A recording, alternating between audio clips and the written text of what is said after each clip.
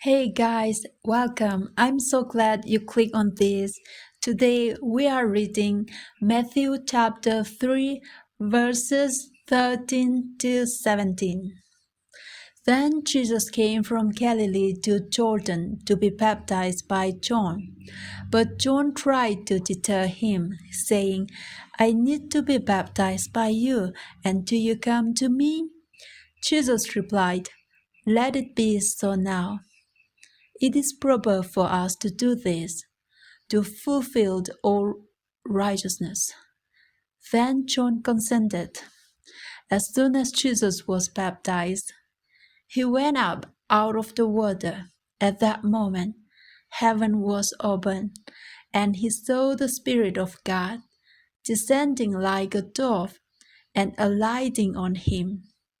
And a voice from heaven said, This is my Son, whom I love. With him I am well pleased. Thanks for reading along with me today. Stay blessed and see you next time.